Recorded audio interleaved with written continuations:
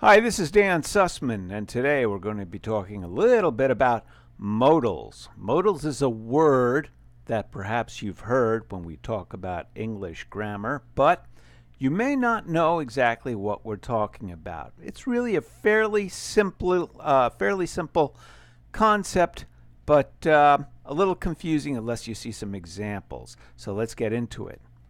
A modal basically is what we call an auxiliary, which is a fancy word for helper. And what it helps is the verb that follows it. It enables that verb to express different meanings or moods. So modals help us express degrees of certainty, how sure we are about something. Obligation, things that we or others have to do.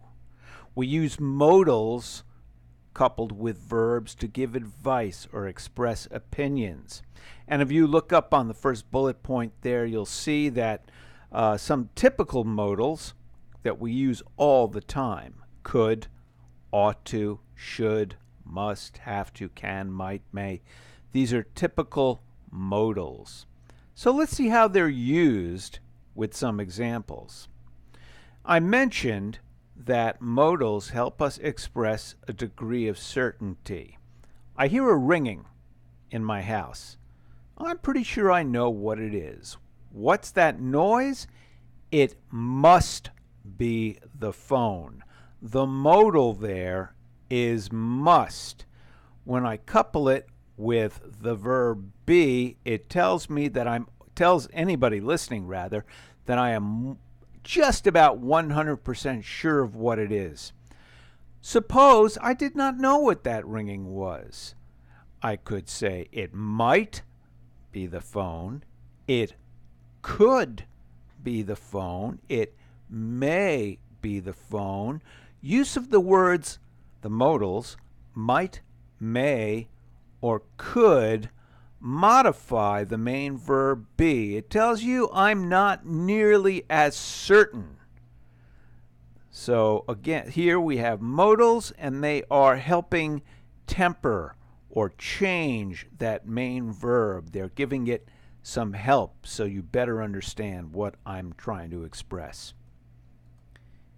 I also mentioned that we can use modals to express obligation, advice, and opinions. For example, you must be on time for the interview, or you have to be on time for the interview. Here, must and have to tell the listener, about things that have to be done. They are required. It's very cold, so you should wear a hat, or it's very cold, so you ought to wear a hat. Should and ought to are words that we frequently use to give advice. Should wear, ought to wear. Notice that the modal comes right before the simple present tense of the verb, the base form of the verb that we are modifying there, that we are changing, that we are giving some degree to. So, here's an example of suggestions as well. If you want to improve your health, you could stop smoking. It's something you could do. You don't have to, but you could. Instead of watching television, you could exercise more. Okay, so how do we form these? Well, in present tense statements, we follow the modal with the simple present tense verb, as I mentioned. So we look at the sentence, you should eat slowly so you feel less hungry later. There, should is expressing advice. So right after the modal should comes the simple present tense version of the verb, eat, the base verb. Should eat, they go right together. We might go if the show doesn't start too late. It's might expresses possibility. We might go, not 100% sure, but it's definitely a possibility.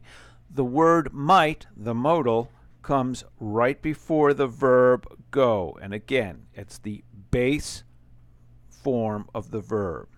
If the statement is negative, we insert not between the modal and the verb, or we use a contraction. So They may not visit us because of the weather, so there is a possibility that they won't visit. You can't visit or you cannot visit your friends until you finish your homework. So that gives you a basic look at modals and what they do. Obviously, as with anything in English, it can get a lot more complicated as you get into different tenses and voices and what have you. But this at least gives you some grounding, a start into understanding what modals are and how they're used.